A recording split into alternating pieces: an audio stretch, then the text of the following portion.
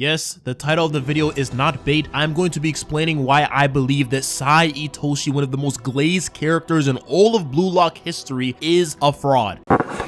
What? Bro, what are you talking about, man? Now, a quick disclaimer, I just want to let people know that I absolutely love this character. I love Sae Itoshi and everything about him, but on this channel, I'm not biased, all right? I will call out fraudulency when I see it, all right? I have a radar for this shit, okay? I have a literal sense. I can smell fraudulence a mile away. And with the recent chapters that released, I finally realized it, that this nigga Sae Itoshi's a fraud, and I will be explaining that in detail. So get your popcorn, sit back, and deep it, because guess what? I'm going to convince you that Sae Itoshi is a fraud. Wait, let him cook.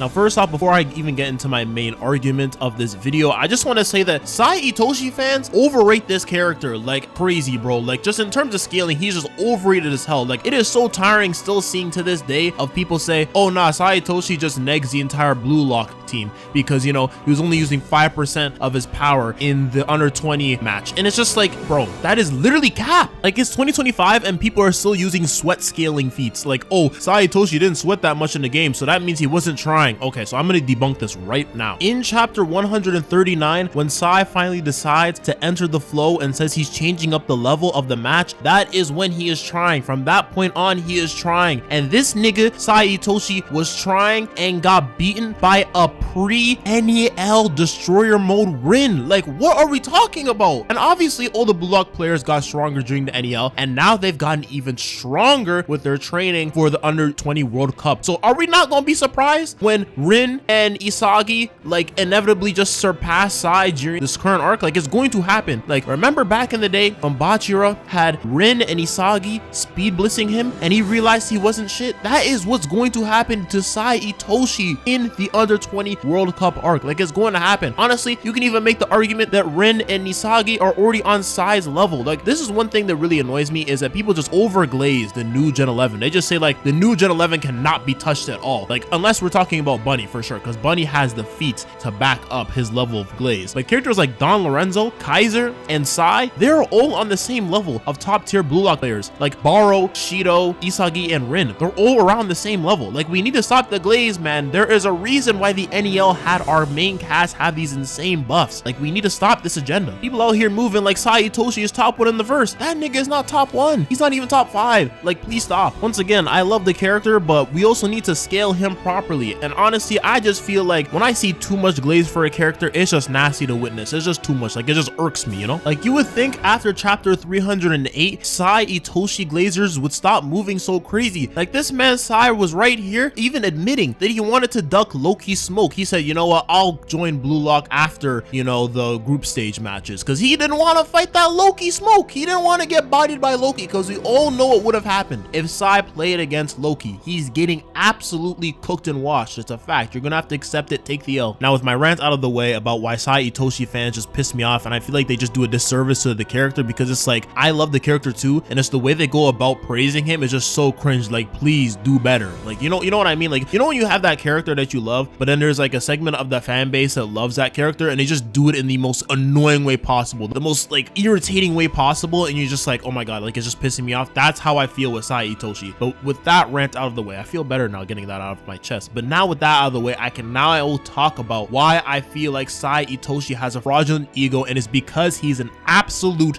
hypocrite. And I've been saying that Sae Itoshi was a hypocrite ever since we've had Rin's backstory revealed. So in Rin's backstory, we learned that Sae Itoshi wanted to be the #1 striker in the world. And then when he went to Spain, got absolutely bodied by Bunny, he came back to Japan and told Rin that he wanted to actually be the #1 midfielder in the world because he needed to change his dream because he got a reality check. That already is fraudulent. One setback was able to change his entire mental scope. Like, he just had a cognitive shift just from one major L. Real hoopers in Blue Lock would not be moving like this. Like, you really have to deep it, man. He got one bad L and then he just said, you know what, I'm giving up on my dream. He's fraudulent. Like, when Rin was calling him out on that, Rin was absolutely in the right there. Now, on the flip side, Sae was also absolutely right for calling out Rin's codependency of him, but at the same time, once again, just changing your dream after one major loss is just a fake ego. It's literally so similar to Michael Kaiser, man. It's so so similar to Kaiser, how he has a fragile ego. And you can tell that deep down Sae even acknowledges this, especially if you watch the anime version of this flashback where Sae says, "I see it now. We are both half-baked, the two of us." So even Sae, deep down, he knows what he is, a fraud. Like, he's literally so upset about his own hypocrisy that he just decided to lash out at Rin. And that's what makes Sae Itoshi such a lovable character, because he's literally a walking contradiction, and I love characters like this. Like, if you even look at the recent chapters, you can tell that Sae Itoshi wants to get revenge on Bunny. Like, the only reason he even wants to join the Under-20 World Cup is to play against Spain. If he truly did not still have emotional attachment to wanting to be the #1 striker in the world, then he would stop caring about Bunny altogether. But the fact of just him seeing Bunny on TV and invoking some rage in his body just proves that deep down he wants to still be the #1 striker in the world. So I'm telling y'all, this is my theory, that in the Under-20 World Cup arc, Sae will have a moment where he's surpassed by everyone on the pitch that he views as worthy. I'm talking about Isagi, I'm talking about Rin, I'm talking about Bunny. They're all going to surpass him in that moment on an insane degree. Well, Bunny's already surpassed him, but you know what I mean. It's going to be very similar parallel to Bachira in the second selection, and that's when Sae Itoshi is going to realize that he's been a hypocrite his entire life, and his striker ego is going to be reignited, and he will score the game-winning goal in the Spain match, Spain versus Japan. I also do think that Blue Lock is going to win the Under-20 World Cup, but that's a video for another day. So once again, I do think that Sae Itoshi is going to have an awakening, and then he will score the final goal, and then he will tell Rin that he is aiming to be the #1 striker again. I'm telling y'all, I already have the notes for Kaneshiro. I'm right there with Kaneshiro writing this series. I have the notes. It's going to happen. Come back to this video when Sae Itoshi scores the final goal against Spain, and Sae Itoshi's development goes in that way. That is also why, again, I think he's a fraud. Again, this series is going to recontextualize a lot of Sae Itoshi's moments. I'm telling y'all right now. Plus, if we go off previous dynamics in the series, this is something that Kaneshiro does a lot of the times. Like when we had Ness and Kaiser, at first we thought it was Ness that was holding Kaiser back from just being a simp and everything like that. But once the NEL arc ended, we realized that it was actually Kaiser and his own insecurities that were holding Ness back. It's gonna be the same thing with Rin and Sae. At first, we just thought that Sae was in the right totally, and that Rin was just holding Sae back, especially with Rin even holding himself back with the way his ego is structured. But I'm telling you, it's all gonna get flipped on its head, and there will be a plot twist where in actuality, Rin is the one that is heading towards an actual proper ego, a healthy ego, while it's Sae who is still drowning in his own self-despair and hypocrisy. And with that, that's the end of the video. Let me know in the comments down below whether you agree or disagree. Do you think my theories and points make sense? Do you think Sae Itoshi has a fraudulent ego, or do you think I'm just tweaking? Do you think I'm just Rin's alt account? And if you're interested in getting weekly Blue Lock content, make sure to drop a sub and support the channel. I've seen everyone's comments on the last video, and I make sure to respond to everyone, or at least heart people's comments if you're cooking in the comments below. Also, do you think that Blue Lock is going to win the Under-20 World Cup? Tell me yes or no in the comments down below, and I'll be dropping a video on that soon.